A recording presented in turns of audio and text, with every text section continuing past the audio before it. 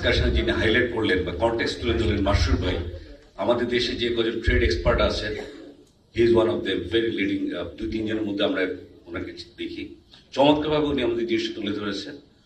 তো আমি আলোচনায় কয়েকটা বিষয় বলার আগে আমি আমাদের ইন্ডাস্ট্রি লিডার আছেন, বিজিএম এর বেশ কয়েকজন প্রথিতযশা ইন্ডাস্ট্রিয়ালিস্ট বা পরিচিত মুখ আছেন, কুতুব ভাই, পারভেজ ভাই, কালাম ভাই, আমাদের বিএবির চেয়ারম্যান সাহেব আছেন, বিটিএম এর অনেক লোকজন আছেন, আমাদের সাথে লোক আছেন। উনি আমাদের একটা আসলে গর্বের বিষয়, একটা নন ট্রেডিশনাল আইটেমকে বিশ্ববাজারে একটা ব্র্যান্ডিং করে তোলা চমৎকার কাজ করেছেন, ইনোভেশন। আমাদের প্লাস্টিক ইন্ডাস্ট্রি লোক আছেন। তো আমি এই যে প্রেক্ষাপট এখানে রাসেল ভাই তুলে ধরেছেন, দুটো প্রেক্ষাপট, একটা এলডিসি ভ্যারিয়েশন আর একটা হচ্ছে আমাদের এই রিসেন্ট ইউএস রেসিপ্রোকাল ট্যারিফ, যদিও সেটা 90 দিনের জন্য পজ করা হয়েছে।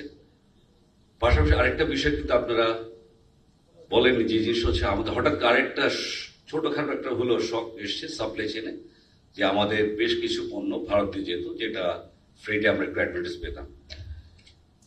এনিওয়ে, মানে আপনি যদি পুরো ব্যাপারটা হলিস্টিক্যালি দেখেন, আমি বলবো যে আমাদের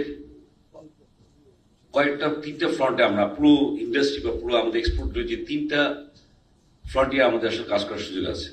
একটা ডেফিনেটলি আপনি যদি ইউএস টেরিফের বিষয়ে আসেন, অবশ্যই ডিপ্লোম্যাটিক চ্যানেলে সবচেয়ে বড় কাজটা করতে হবে।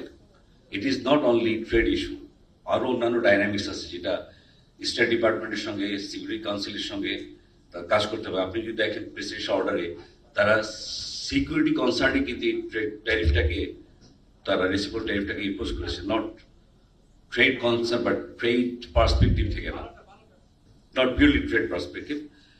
তো ওই জায়গায় আমরা শুধু ট্রেডের ডেটা বা ট্রেড নিয়ে নেগোসিয়েট করলে হবে না, আর অন্যান্য ফ্রন্টে যেখানে আমাদের বড় কাজটা হবে আমাদের গভর্নমেন্টে, আমরা ইন্ডাস্ট্রি গভর্নমেন্টকে প্রপার ইনফরমেশন ডেটা আমাদের দিয়ে সাপোর্ট করতে হবে।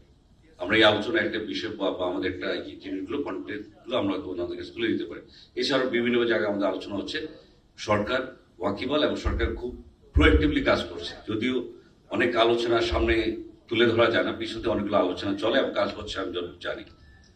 আমার একটা সুযোগ হচ্ছে আমি দুটো হেড পড়ে আছে, একটা হচ্ছে ইপিবি ভাইস ইপিবি আর একটা হচ্ছে বিজেপি। তো আমি যেমন প্রাইভেট সেক্টরে জিনিসগুলো কিছুটা বুঝতে পারি, আশ করতে পারি, যদি অল্প সময় 6 মাস হলো বিজেপির সঙ্গে আছে, আর দীর্ঘ সময় আমি সরকারের মধ্যে আছি।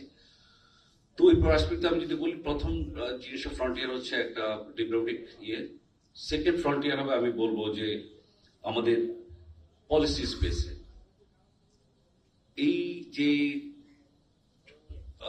সাইক্লোন বললেন, আমি মাসুর ভাই চমৎকার বলছেন, একটা সাইক্লোনের আফটার ইফেক্ট বা আমরা যদি শক বলি, এইখানে আমাদের গত দীর্ঘ 15-20 বছর আমাদের অনেকগুলো পলিসি এজেন্ডা ছিল, বিভিন্ন ইন্ডাস্ট্রি থেকে দেওয়া হয়েছিল এনবিআরকে, বিশেষ করে এনবিআর। আপনি যে কোনো আলোচনা, প্রাইভেট সেক্টর আলোচনা দেখবেন দুটো জায়গা আমাদের চ্যালেঞ্জ, একটা হচ্ছে আমাদের এনার্জিতে, তারপর বের আসে সেকেন্ড ইস্যু হচ্ছে lots of issues related with the NBR policy বা আমাদের যদি বলে লজিস্টিক্স ইস্যু।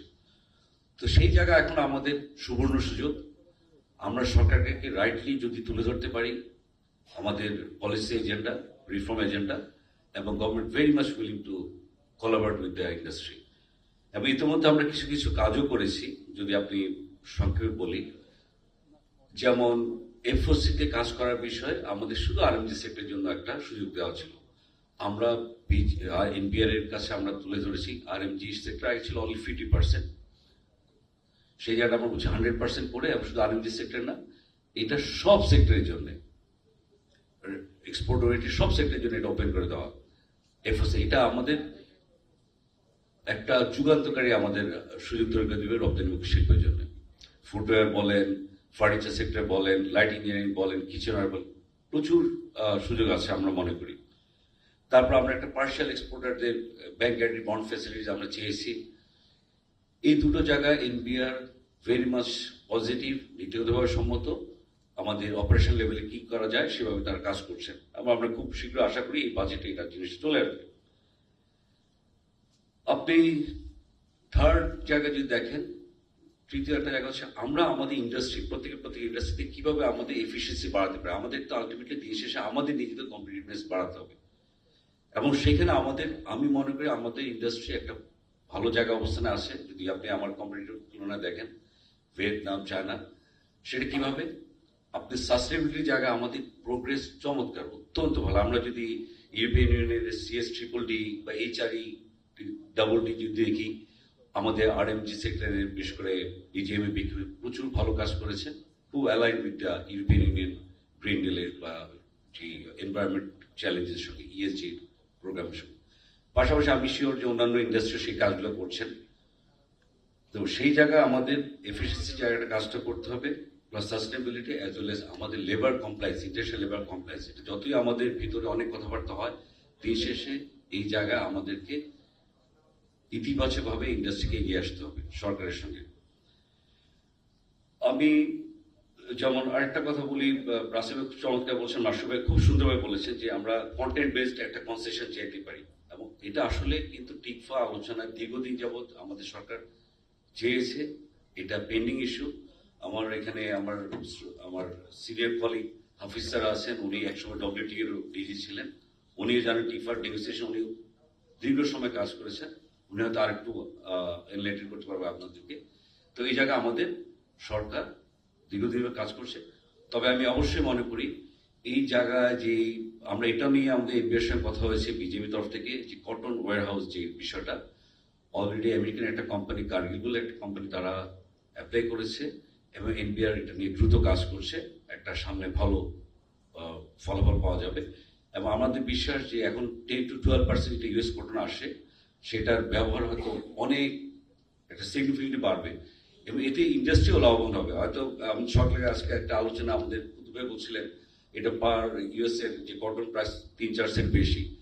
কিন্তু আমি একই সঙ্গে যদি বলি ডিজিটাল পাসপোর্ট বা আমরা ডিজিটাইজেশনে যদি যেতে হয় বা ট্রেসিবিলিটি জায়গায়, এটা কিন্তু আমাদের এক্সট্রা মাইলেজ দিবে বাইরের কাছে, আমাদের কাস্টমারদের কাছে। এবং আমার মনে হয় সেটা কম্পেনসেট করে আমরা একটু বেটার অফ এবং কনসেশন আমরা চাইতে পারবো, একটা ভালো অবস্থায় যাবো।